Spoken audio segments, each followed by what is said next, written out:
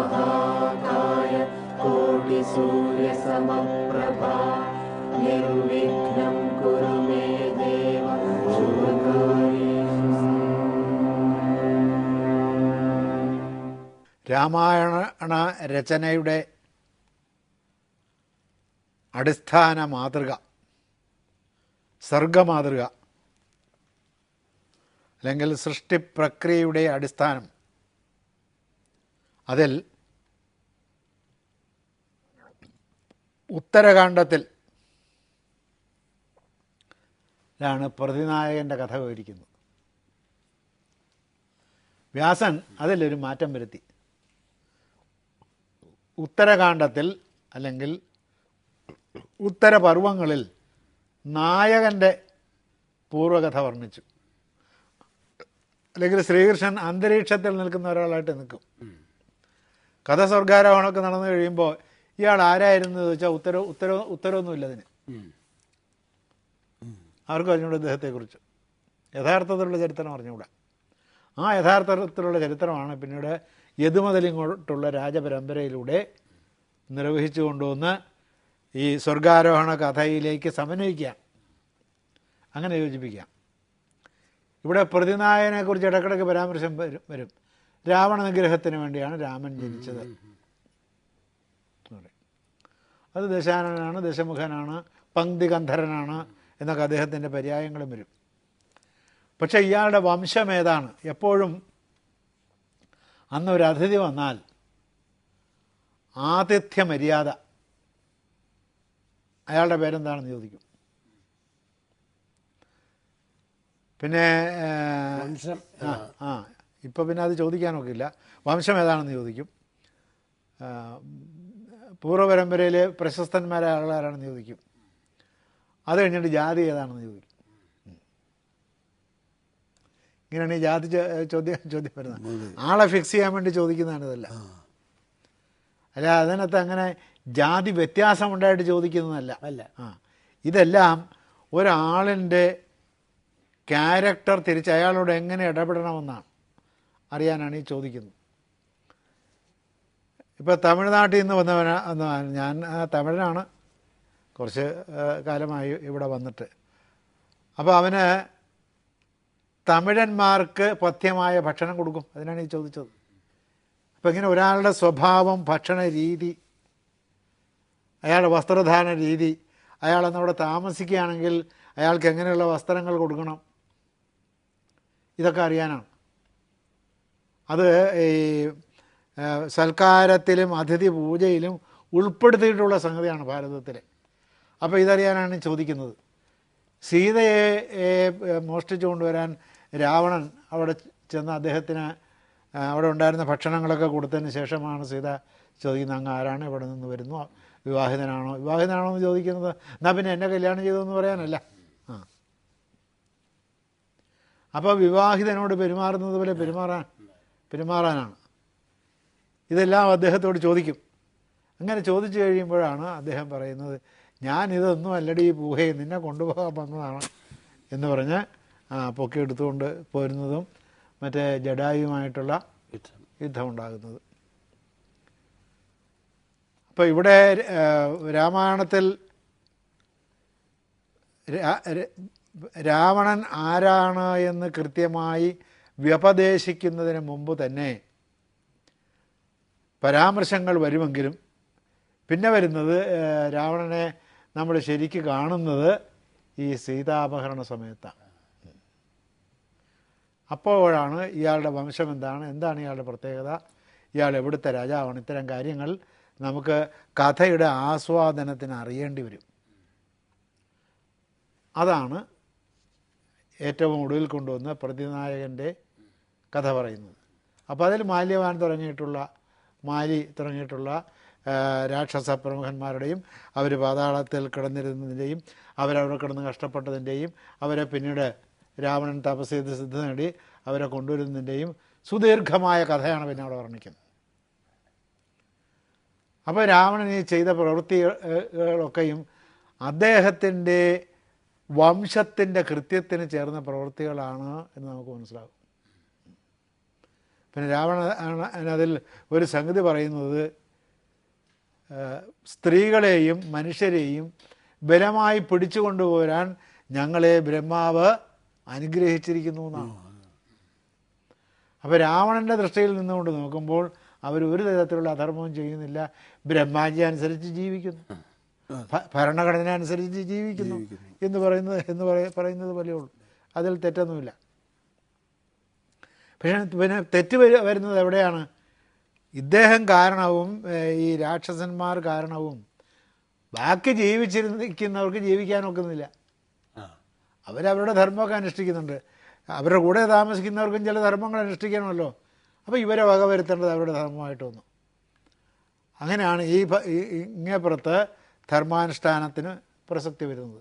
അപ്പോൾ രാവണൻ്റെ ചരിതം അല്ലെങ്കിൽ രാവണൻ്റെ കഥ, രാക്ഷസ കുലത്തിൻ്റെ കഥയും രാക്ഷസ വംശത്തിൻ്റെ ഉൽപ്പത്തിയും കഥ തീർന്നതിന് ശേഷം പറയുന്നത് പ്രതിനായകൻ്റെ കഥ അവിടെ കിട്ടണം. കാരണം ഇവിടെ നായകൻ്റെ കഥ അത്രയ്ക്ക് പൂർണ്ണമായിട്ട് പറഞ്ഞു. ജനനത്തിന് വേണ്ടി വന്ന പ്രത്യേക കാരണം പുത്രകാമേഷ്ടി എന്നിങ്ങനെ പറയുമെങ്കിലും യഥാർത്ഥത്തിൽ ദശരഥൻ നടത്തിയത് അശ്വമേധമാണ്. ആ അശ്വമേധത്തിൻ്റെ ഒരു ഭാഗം എന്ന നിലയിലാണ് പുത്രകാമേഷ്ടി നടത്തുന്നതും അത് നടത്തുന്നതിന് വേണ്ടി ഈ ഋഷ്യശൃംഖനെ എഴുന്നള്ളിച്ചു കൊണ്ടുവരുന്നതും ഋഷ്യശൃംഖന് തൻ്റെ മകളെ നേരത്തെ തന്നെ കൊടുത്തിരുന്നതുമായ കഥയുമൊക്കെ ഇതിനോടുകൂടി ചേർത്ത് പറയുകയാണ്. ഇപ്പോൾ വളരെ വിശദമായിട്ടാണ് രാമൻ്റെ കഥ. പിന്നെ രാമൻ്റെ ചെറുപ്പകാലം, അദ്ദേഹത്തിൻ്റെ ആയുധ അഭ്യസനം, ശാസ്ത്രാഭ്യസനം, പിന്നീട് വിശ്വാമിത്രനോട് യാഗരക്ഷയ്ക്ക് പോകുന്നത്. അങ്ങനെ യാഗരക്ഷയ്ക്ക് പോകുമ്പോൾ രാത്രിയിൽ സിദ്ധാശ്രമത്തിൽ താമസിക്കുന്നത്. ആ സിദ്ധാശ്രമം പണ്ട് ഇദ്ദേഹത്തിൻ്റെ ആശ്രമമായിരുന്നു, വിശ്വാമിത്രൻ്റെ.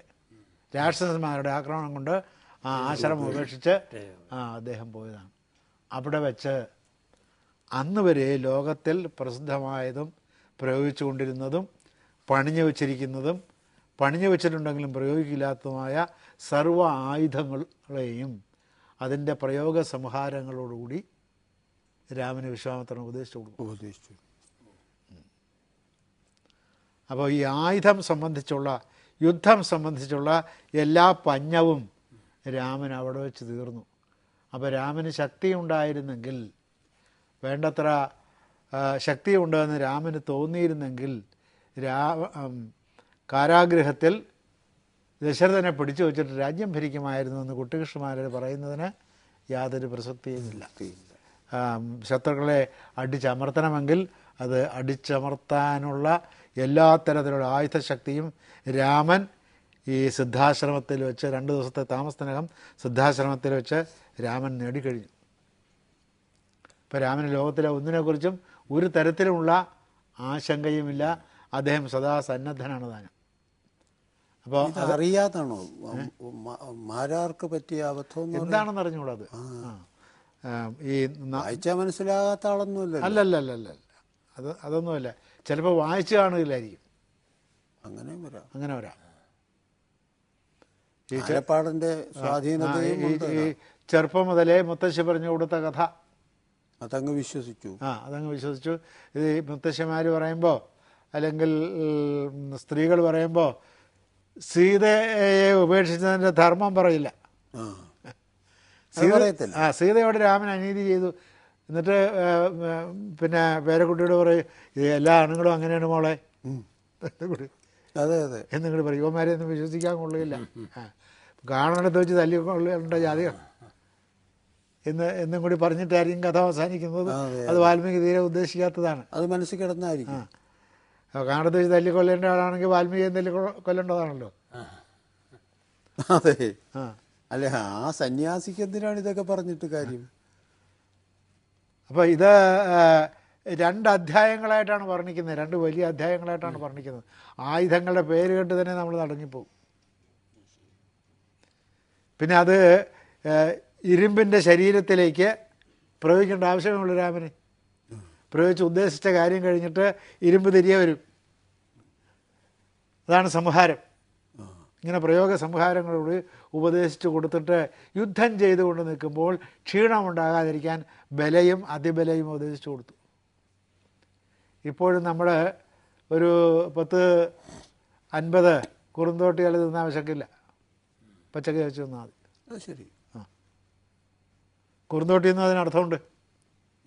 ബല എന്ന് വെച്ചാൽ കുറുന്തോട്ടി, ബലാരിഷ്ടം,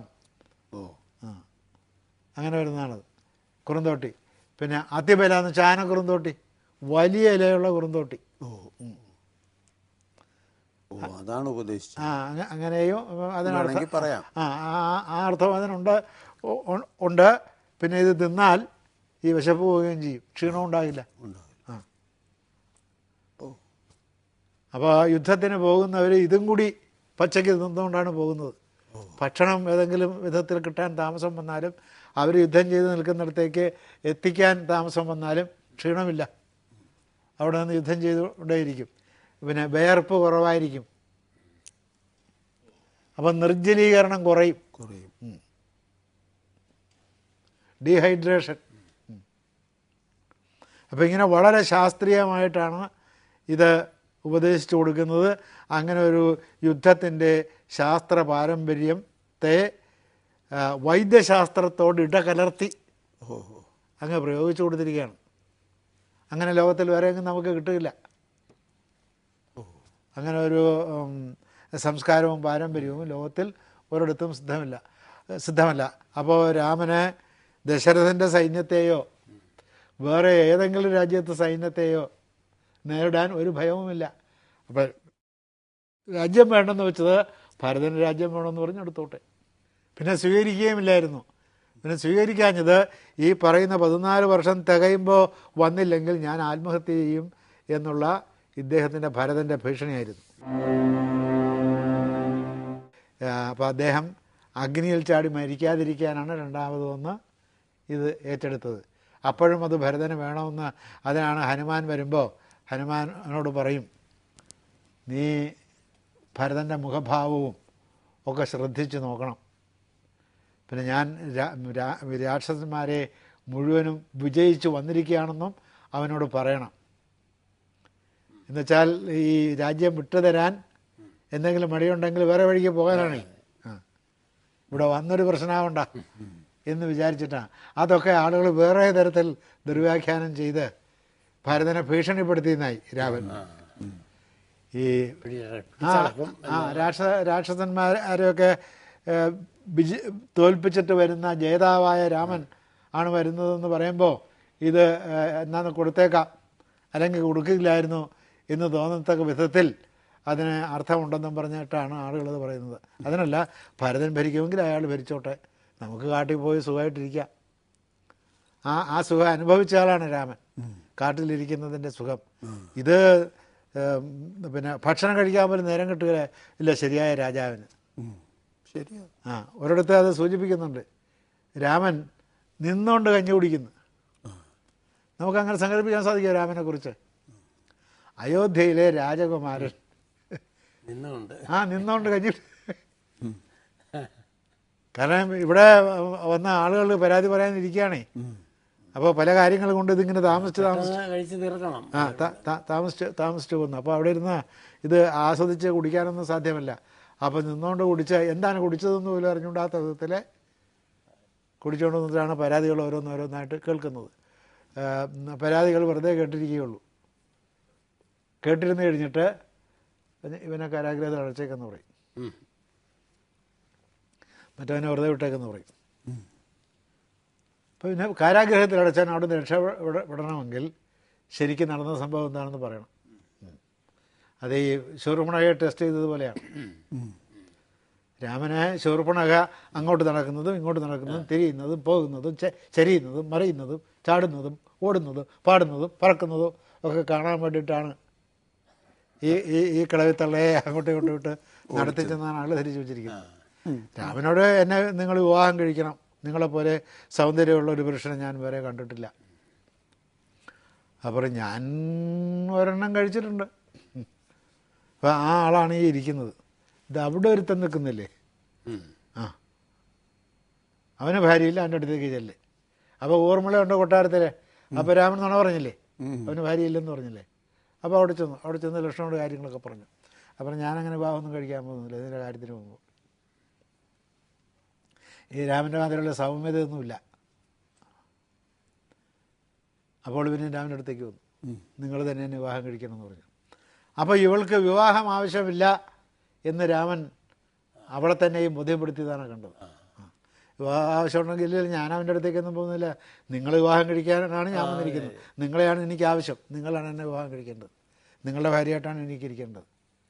അപ്പോൾ അവൾ വിവാഹം കഴിക്കാൻ നടക്കുകയല്ല, ഒരു പുരുഷനെ എവിടെ നിന്നെങ്കിലും കിട്ടുമോ എന്ന് അന്വേഷിച്ച് വന്നിരിക്കുകയാണ് എന്നുള്ളത് ചോദിക്കാതെ പുറത്തു കൊണ്ടുവന്നതാണ്. ഇങ്ങനെയാണ് ഇദ്ദേഹത്തിൻ്റെ എല്ലാ വിചാരണകളും. ആ വിചാരണകളാണ് ഈ നടക്കുന്നത്. അതനുസരിച്ചാണ് ഓരോരുത്തർക്ക് തൽക്കാലത്തേക്കുള്ള ഓരോ മരുന്ന് കൊടുത്ത് ഇരുത്തുന്നത്. അപ്പോൾ 14 ദിവസത്തേക്ക് റിമാൻഡ് ചെയ്തേക്ക് എന്ന് പറയുന്ന പോലെ ആ കാരാഗൃഹത്തിൽ കിടക്കട്ടെ. അപ്പോൾ അത് കഴിഞ്ഞ് മറ്റേ ഒരു ഭയങ്കരമായ ഭീഷണിയൊക്കെ പുറകോട്ട് വയ്ക്കും പോലീസുകാരെ. പോലീസുകാർക്കൊരു ഭേദമില്ല കേട്ടോ. രാമൻ്റെ കാലത്തുമില്ല, ദുഷ്യന്തൻ്റെ കാളിദാസൻ്റെ കാലത്ത് ആരുടെ കാലത്തുമില്ല, ഒരു ഇതുമില്ല. പോലീസ് അങ്ങനെയാണ് ഇരിക്കേണ്ടത്, അല്ലെങ്കിൽ പിന്നെ പോലീസിന് എന്തിനുള്ള. അല്ലാതെ പോലീസുകാരൻ പണ്ടൊരു തങ്കവേലു എന്ന് പറഞ്ഞിട്ട് കേട്ടില്ല, ഐ ജി ഉണ്ടായിരുന്നു. അപ്പോൾ അവിടെ ചെല്ലുമ്പോൾ ത്യാഗരാജസ്വാമികളുടെ കീർത്തനം പാടി കേൾപ്പിക്കാനാണ് പോലീസുകാർ വരുന്നൊക്കെ. എന്നാൽ പാട് സാറേ ഞാൻ കേൾക്കാം, ഒരു കസേര കിട്ടിയെങ്കിൽ കൊള്ളായിരുന്നു എന്നുള്ള ഡിമാൻഡുകൾ വരും. ചെല്ലുമ്പോൾ തന്നെ ഒരു തൊഴിലാണ് കൊടുക്കണമെങ്കിൽ ഉള്ളതെല്ലാം പറഞ്ഞോളാവേ എന്ന് പറയും. തൊഴിക്കാൻ പാടുണ്ടോ ഇല്ലയോ എന്നുള്ളത് വേറൊരു കാര്യമാണ്. അങ്ങനെയാണെങ്കിൽ അതിനു മുമ്പ് വേറൊരു ചോദ്യമുണ്ട്, വേറെ തന്നെ മുതൽ മോഷ്ടിച്ചെടുക്കാൻ പാടുണ്ടോ എന്നുള്ള ചോദ്യം വേറെ വരുന്നില്ലേ. അപ്പോൾ അവർ ഭീഷണിപ്പെടുത്തും, ഇനി തമ്പുരാൻ അവിടെ നിന്നിട്ട് നിൻ്റെ തലയാണെടുക്കാനുള്ള കാര്യം പറയും. അപ്പോൾ അതനുസരിച്ചുള്ള മൃദുവോ കഠിനമായ ശിക്ഷ അദ്ദേഹം കൊടുക്കുകയും ചെയ്യും. അപ്പോൾ ഇങ്ങനെ ഏതാണ്ടൊരു 18 മണിക്കൂറിലധികം ഇദ്ദേഹം കിടന്നുകൊണ്ട് ഇങ്ങനെ വെന്തുകൊണ്ടിരിക്കുക. അപ്പോൾ അത് കഴുത്തേന്ന് കളയാനാണ് ആഗ്രഹം.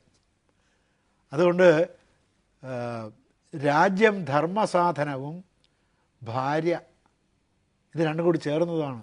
ഭോഗസാധനവും ധർമ്മസാധനവും കൂടി ചേർന്നതാണ് ഭാര്യ.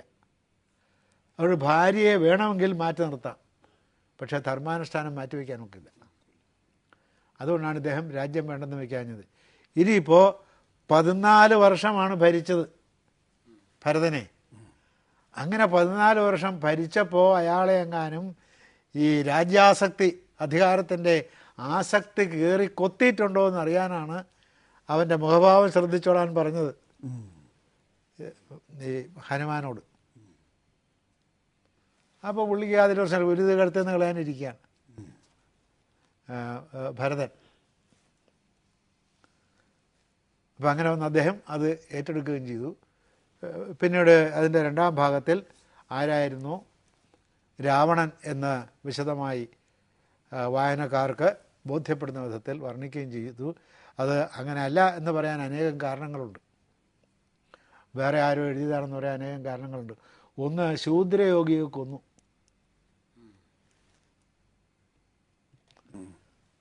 അപ്പോൾ അതൊരു കേൾക്കാൻ സുഖമുള്ള കാര്യമല്ല. ഒരു താപസനെ ചെന്ന് കൊല്ലുക എന്ന് വെച്ചാൽ അതൊരിക്കലും ചെയ്യാൻ പാടില്ലാത്തതാണല്ലോ.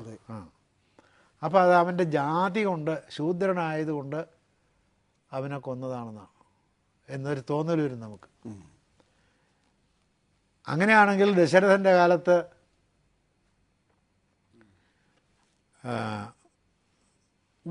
ഒരു വൈശ്യൻ ശൂദ്ര സ്ത്രീയെ വിവാഹം കഴിച്ചു, എന്നിട്ട് അവർ സന്യസിക്കുകയും ചെയ്തു. അവരുടെ മകൻ അവർക്ക് കുടിക്കാനുള്ള വെള്ളം രാത്രിയിൽ എടുത്തുകൊണ്ടിരുന്നപ്പോൾ ആന തുമ്പിക്കൈയിൽ വെള്ളമെടുക്കുകയാണെന്ന് ശങ്കിച്ചിട്ട് ശബ്ദവേദി എന്ന് പറയുന്ന അമ്പ ചെയ്ത് വിട്ട് അവനെ കൊന്നു ദശരഥൻ. ശാപമല്ല ഇവിടെ പറയാൻ ഉദ്ദേശിച്ചത്. എന്നിട്ട് ദശരഥനാണ് വെള്ളം കൊണ്ടുവന്ന് അവർക്ക് കൊടുക്കുന്നത്. അപ്പോൾ ശൂദ്രനോട് എന്തെങ്കിലും പകതിരും ഉണ്ടെങ്കിൽ വെള്ളം കൊണ്ട് കൊടുക്കുമോ? ആരെങ്കിലും അദ്ദേഹത്തിൻ്റെ കൂടെ വേറെ ആളുകളുണ്ടേ, ഭടന്മാരുണ്ട്, അവർക്ക് അവരാണ് പറഞ്ഞത് ഈ വെള്ളം കൊണ്ട് അവർ കൊടുത്തേക്ക് ചാകാൻ പോകണം നിങ്ങൾ കൊണ്ട് കൊടുത്തേക്കെന്ന് പറഞ്ഞിട്ട് അദ്ദേഹം പോരുകയല്ലേ ഉള്ളൂ. ഇത് അദ്ദേഹം തന്നെ കൊണ്ടേ കൊടുത്തു, നമസ്കരിച്ചു, മാപ്പ് പറഞ്ഞു. അപ്പോൾ അങ്ങനെ അവരുടെ ദുഃഖം മാറി. എന്നാലും പറഞ്ഞു നിങ്ങൾക്കും പുത്രശോകത്താൽ മരിക്കാൻ ഇടവരട്ടെ എന്ന് പറഞ്ഞു. അപ്പോൾ അദ്ദേഹത്തിന് അതിയായ സന്തോഷമാണ് തോന്നിയത്. മക്കളില്ല. അപ്പം ശാപം ഭരിക്കണമെങ്കിൽ മക്കളുണ്ടാവണമല്ലോ.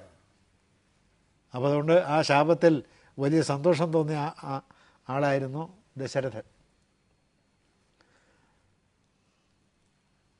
രണ്ടാമത്തെ ഈ പകുതിയിലുള്ള ഈ ശൂദ്ര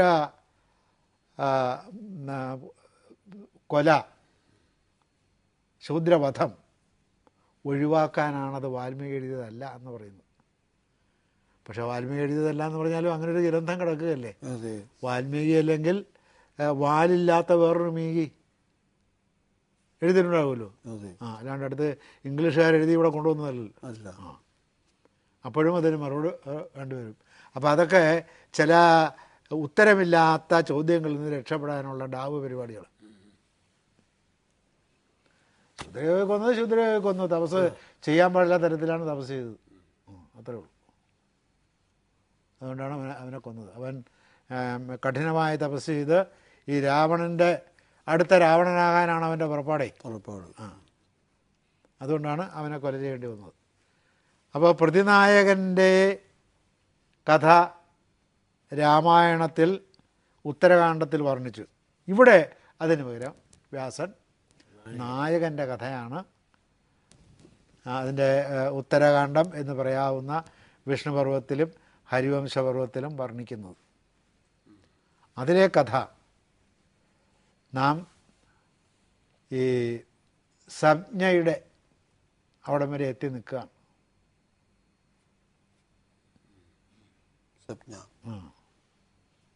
സംജ്ഞ സൂര്യൻ്റെ ഭാര്യയാണ്. ഛായയാക്കി ഒരു ദിവസം അച്ഛനും മകളും കൂടി, സംജ്ഞയും വിശ്വകർമാവും കൂടി പ്രഭാതവന്ദനം ചെയ്തുകൊണ്ടിരുന്നപ്പോൾ ഈ കുളി കഴിഞ്ഞിട്ടും മകള് ഇങ്ങനെ തന്നെ നോക്കിക്കൊണ്ട് നിൽക്കുക. സൂര്യൻ്റെ പ്രഭ. അപ്പോൾ അദ്ദേഹം ചിരിച്ച് ചോദിച്ചു, എന്താ നിനക്ക് ആളെ ഇഷ്ടപ്പെട്ടോ? അപ്പോൾ അതിനൊരു ലജ്ഞ. അല്ല, മറുപടി ഒന്നുമില്ല. പിന്നെ ഇദ്ദേഹത്തിന് എല്ലാ കാര്യങ്ങളും അറിയാവുന്ന ആളാണല്ലോ. അപ്പോൾ ആ ലജ്ഞയിൽ നിന്ന് കാര്യം ഊഹിച്ചിട്ട് അദ്ദേഹം പറഞ്ഞ അതിനുള്ള മാർഗം ഞാൻ ഉണ്ടാക്കിത്തരാം എന്ന് പറഞ്ഞാണ് ആ വിവാഹം നടത്തി കൊടുക്കുന്നത്. ആ വിവാഹം നടന്നു കഴിഞ്ഞപ്പോഴാണ് ഇതിപ്പോൾ ഒരു ചതിവിൽ ചെന്ന് ചാടാനില്ല, രാത്രിയില്ല, ഉള്ള പകൽ സഹിക്കാൻ വയ്യാത്ത. അപ്പോൾ അവൾ അച്ഛനോട് ചെന്ന് പറഞ്ഞു, അല്ല അവിടെ അദ്ദേഹത്തിൻ്റെ കൂടെ മനുഷ്യജീവിതം നയിക്കാൻ സാധ്യമല്ല. അതെന്താ അത്? അല്ല അങ്ങോട്ടും അടുക്കാനൊക്കെ ഇല്ല. ഒന്നാമത് പകൽ ഈ കള്ളന്മാരുടെ മുകളിൽ ഹൈ വോൾട്ടേജുള്ള ലൈറ്റ് ഇടുന്നത് പോലെ സഹിക്കാൻ വയ്യ. പിന്നെ അദ്ദേഹത്തോട് സ്വരമായിട്ട് സംസാരിക്കാൻ വയ്യ, അദ്ദേഹത്തിൻ്റെ അടുത്തേക്ക് ചെല്ലാൻ വയ്യ. അദ്ദേഹത്തിന് അങ്ങനെ ഒരു ആവശ്യവുമില്ല. അപ്പോൾ അതുകൊണ്ട് ഞാൻ ഇനി പോകുന്നില്ല എന്ന് പറഞ്ഞു. അത് സാധ്യമല്ല. നിനക്ക് ഇഷ്ടം തോന്നി നീ വിവാഹം കഴിച്ചതാണ്. അങ്ങനെ ഇഷ്ടം തോന്നി വിവാഹം കഴിച്ച ഭർത്താവിൻ്റെ കൂടെ താമസിക്കുക എന്നുള്ളത് ഭാര്യയുടെ ധർമ്മമാണ്. നേരെ മറിച്ചും. അതുകൊണ്ട് നിനക്ക് അടുക്കാവുന്നത് എത്രയാണോ അത്രയും അടുക്കണം. അങ്ങനെ അടുത്തടുത്ത് വരുമ്പോൾ ആ ചൂട് നിനക്ക് സഹിക്കത്തക്കതായി വരും. അങ്ങനെ നിങ്ങൾക്കൊന്നിച്ച് ജീവിക്കാൻ സാധിക്കും. പിന്നെ പഴയ ചൂടില്ലല്ലോ എന്ന് നിനക്ക് തോന്നും. ഇയാക്കടെ ചൂട് കുറഞ്ഞു പോയാ എന്നുള്ള തോന്നൽ വരും. അപ്പോൾ നിങ്ങൾക്ക് സുഖമായിട്ട് ജീവിക്കാം എന്ന് പറഞ്ഞെങ്കിലും അവളുടെ ഛായയിൽ ഒരാളെ സൃഷ്ടിച്ച് അവിടെ നിർത്തിയിട്ട് അവൾ സ്ഥലം വിട്ട് കളഞ്ഞു.